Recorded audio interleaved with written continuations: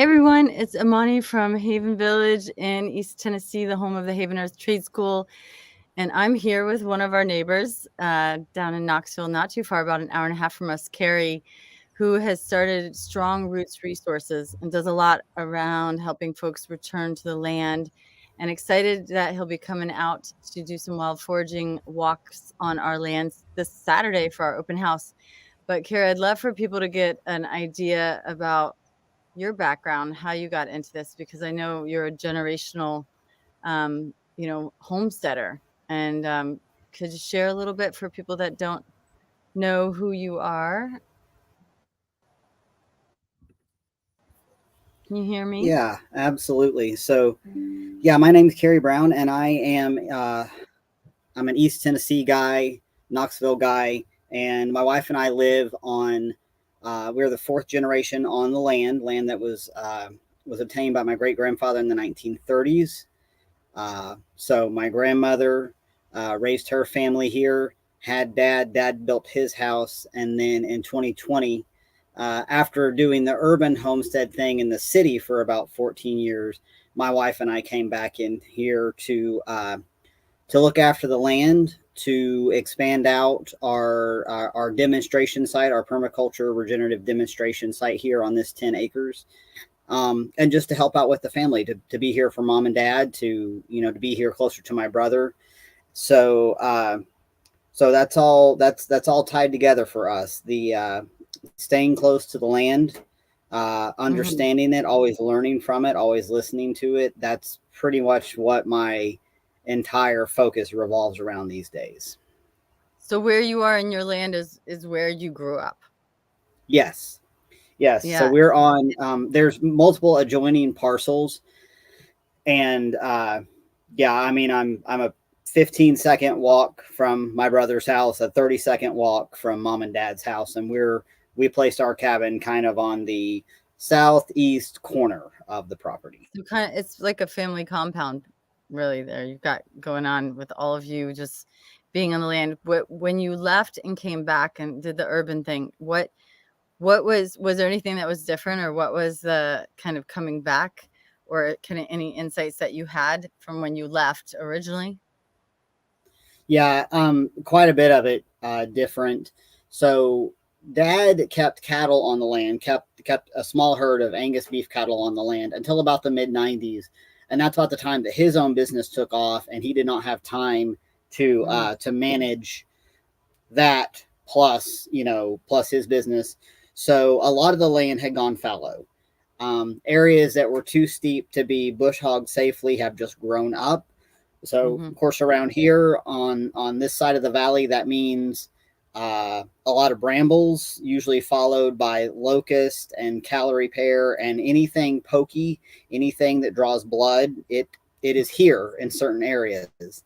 So yeah, there's been a lot of uh, I don't want to say a lot of clearing, but there has been a lot of kind of specific management to reclaim areas that will be better served as pasture.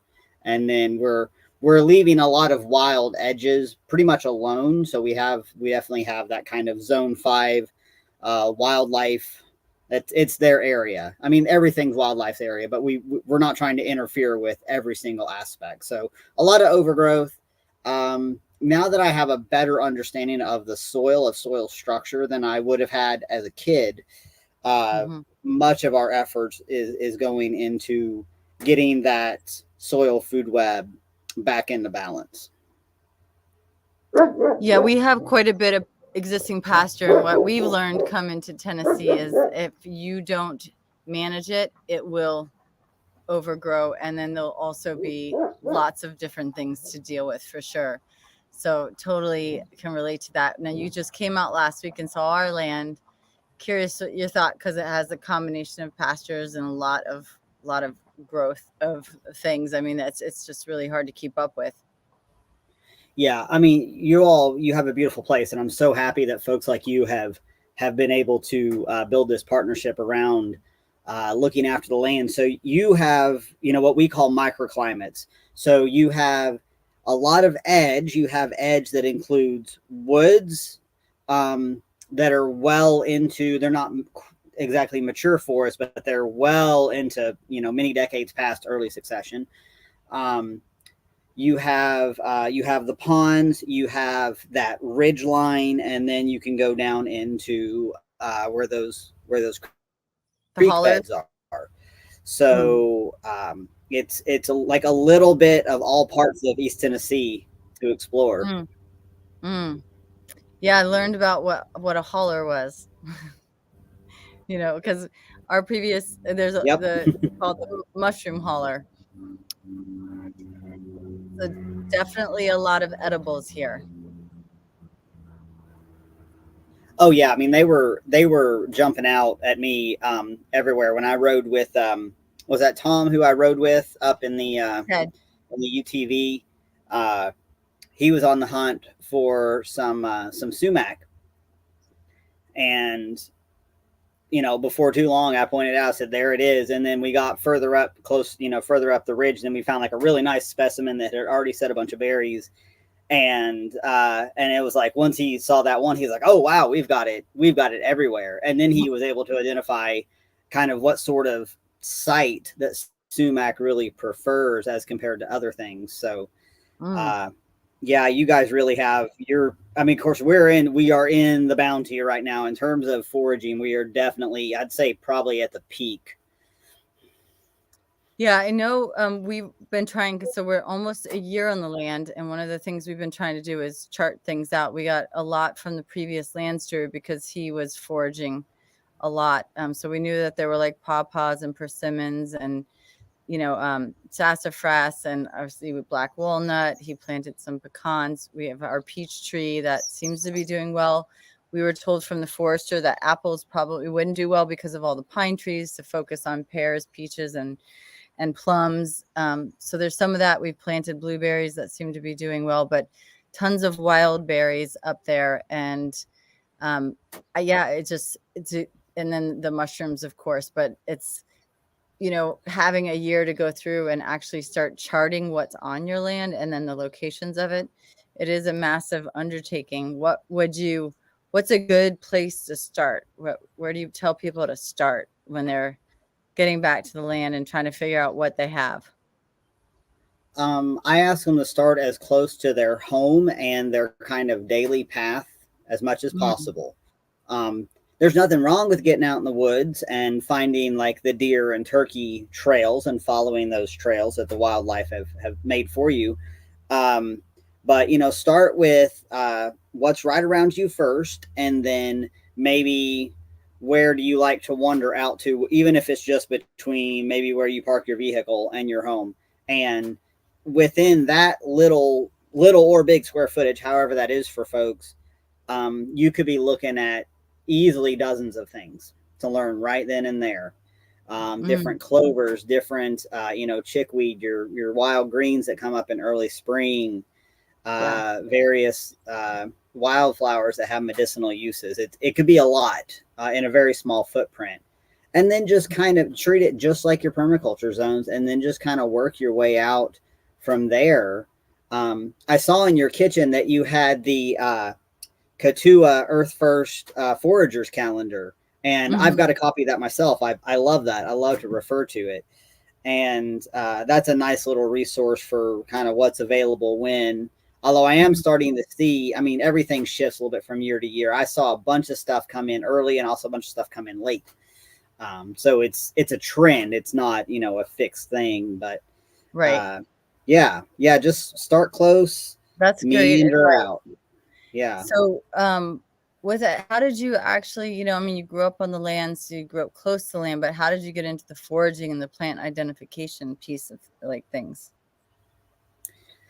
A little bit of it, I was just always interested in it, just as a kid. I mean, I was raised around it. My mom has some Native American heritage, so that was a part of my upbringing. Being around that kind of way of thinking, of Mhm. looking at the land as something that we are stewards of, not just something that we use. If that, it's kind of a difficult distinction to make sometimes in words, but there is a distinction there. So it was definitely a childhood thing. Um, Mhm. I remember that I would make a little medicine pouch, and I would learn about like a kind of a root that could heal wounds, and I would pack a little bit of that in my medicine pouch. And I was the weird kid. I wore that around my neck at school. And I didn't care. I much I much preferred reading the Little House on the Prairie books up towards the top of a pine tree than I did playing video games 99% of the time.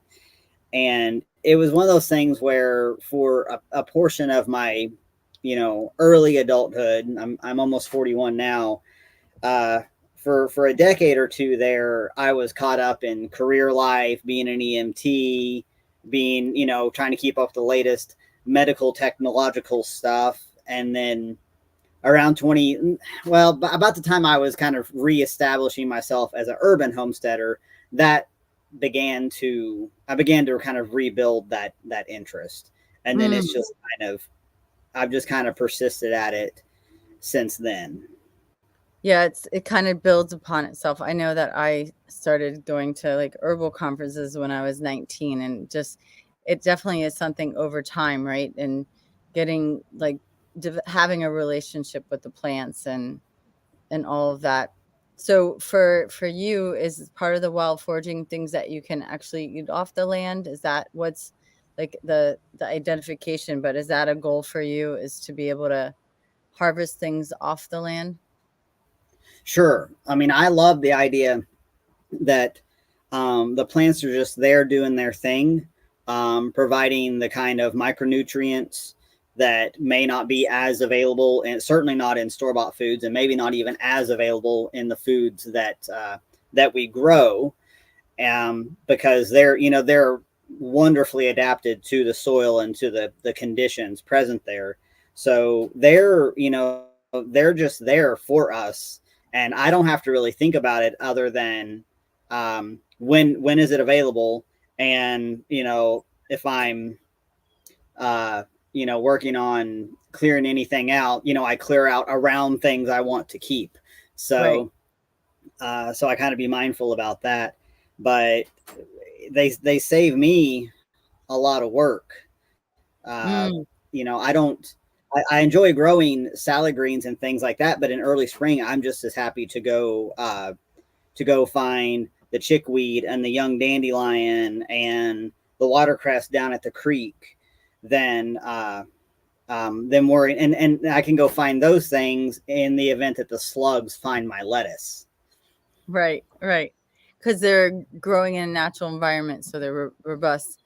I know one of the things, you were here last weekend for the Homestead Boot Camp with and Nicole Sauce, and she was saying, when you acquire land, the I think it was, I can't remember if it was a mulberry, but like where it wants to grow, like the plants will tell you where they want to grow on the land, versus like when we're planting things, right? You're kind of putting it in where you think it should be. But when the plants are kind of determining it, you can really see the best place for them to be on your land, whereas you might have thought it was somewhere else. Yeah, like we'll see when anytime the land has been disturbed, like a road has been cut in or something has just been cleared, with a machine of some sort. uh, you'll see exactly what's coming in trying to heal the soil. You will also Mhm. see what is a little more um, tender and what doesn't want disturbance. And that an example of that I found down close to the creek was some jewelweed. These are Mhm. things. If you find jewelweed, you may find ginseng. So that's Poison pretty ivy. cool. And these are things that need soil that has been growing itself for quite some time. So Hmm. it's nice to, and then of course there's all kinds of things that fit in between those two extremes. Yeah. Yeah. So I know that you actually set up your Strong Roots resources to do consulting with folks. Like, what's your clientele? Like people that are just acquiring land, people that have had land, anyone and everyone. Like, what's the focus with the work that you're doing with people? It's pretty broad. I have customers right now who are in, kind of regular quarter acre urban or suburban yards. I like to help them out because that's how I started everything. That's what I became obsessed with as an urban homesteader, was building a lot of productivity and efficiency into a small space. But I've also gone out on multiple properties that are, just completely raw, just have never having had any kind of human infrastructure on it. And, Yeah. we can take things from that point forward. The process is largely the same, even if the scale is different. We figure out, of course, what their goals are, and I do my very best to teach them what is already going on with the land and why, and which is especially enjoyable if we're able to do that before there has been a great deal of disturbance. Right. Um, and a large part of that offering I have now is actually identifying as much as we can on the land, especially in the realm of things that are medicinal and edible, trees and the shrubs, things that have been there for a little while. And I go through and I can identify those. I can tag them in person there on the land. And then I also build all of that into a document with GPS tags so that they can later go back and Wow. reference. Which is, I mean, it can be quite the undertaking. It's a pretty time consuming thing to do, but a Yeah. lot of people are finding it valuable. Yeah, especially if you have a large piece of land like we do, like you might find it and not know how to find your way back to it. And I Yeah. know our previous land steward, actually, he would mushroom forage all over the world, and he would have this map where they would, I mean, they basically track it the time of year when it comes up and what the coordinates were. It was pretty interesting way to use technology. So that's pretty brilliant that you're doing that, and I'm sure that that kind of mapping is really useful for people, because it can be overwhelming for sure. Yeah, absolutely. That's And awesome. with Google Earth now too, we can, if I find like a grove of something especially notable, we can drop a pin as well on the map. And so instead of it just looking at like coordinates on a page, you can follow a pin and go from there. So the tech really helps out. Wow, amazing. Some of the good uses of technology and being able to do conversation like this, even though you're not so far away. Really appreciate you taking the time to come out on Saturday to like do a foraging walk. We're gonna have a tour at the beginning, but and I'm hoping it's not too hot. I wish I would have made the event later, but we put your foraging walk at 5 o'clock so that it won't be the hottest time of day, because we're gonna walk up to the ridge, because there's a Mm-hmm. lot to do. So if anybody's coming out, definitely wear hiking shoes, and we obviously want people to stay hydrated. Bring a water bottle. Um, but it's a nice little walk, and I think that there's a lot for people to see along the way. And then, well, I guess sunset's still late. You always get up there and think, oh, sunset, and then I'm like, that's not for a while, so we won't see the sunset. But it's definitely a pretty amazing view up there. And It I is for think, sure. yeah, we're planning like a good hour walk. So if anybody's out there that's really wanting to hone in on their skills to identify, like you said, Kerry, we have a lot here, and so sometimes it's nice when you have so many things, and at this time of year when everything's kind of in bloom. And also sometimes you look at it and things look different at different times. So to Mm-hmm. actually see it in its peak state, and have that experience. But I've always found and loved foraging walks. Just, I think just being in nature is amazing. But when we can connect with the plants in that way, and really begin to understand the power of nature, to the abundance of it, and to provide even food and medicine for us, is really amazing. So if anybody's not been on a foraging walk, definitely encourage it. But I know there's a lot of avid foraging walkers out there that don't want to miss one. So I'm hoping to have anyone and everyone that wants to come. If anybody's interested, you can email me if you're in the area, like an hour or two away. You have enough time to get here. I'll put my email to RSVP. Anything else you want to add before we hop off, Kerry? That to close. We do quarterly gatherings, which always include, some kind of tour/foraging walk here. The best way, and so we're in West Knox County. We'll do another one in September. So if people just want to stay in touch with me, just it's Strong Roots Resources on Facebook and Instagram, strongrootsresources.com, and email me any questions about anything. If you want to get on the mailing list for being on the foraging walk and similar classes, or have me out to your place if you would like some help out there, just reach Yeah. out at strongrootsresources@gmail.com, and I Awesome. operate within about a 4-hour radius of Knoxville. So are you mostly East Tennessee? I mean, like we're kind of representing East Tennessee now, and I love that we're so close. And I think we can get some things going. I hope that your September one, because we're going to do our next open house September 21st, and would love to Okay. have you out for that. So hopefully we can coordinate, because I think yours was like the week last week or a week before. So Yeah, it's always the first Sunday. okay, great. So we'll be like September 21st. So we'll get you on the Excellent. calendar for that too, because that's a great time of year also to Yes, see what's happening again, see the change of the seasons and what else is showing up that wasn't here now. So really excited to have this kind of partnership with you and have you be some of our closest neighbors. That there's a lot happening, and this is an amazing area, East Tennessee. It's a really beautiful place, and we feel really blessed to be here and to have connected with people like yourself. absolutely. Yeah, I'd be happy to come out anytime you guys would like. Sounds great. Well, thanks everyone for tuning in, and thanks, Kerry. Have a great night, everyone, and see some of you soon. See you soon. Bye.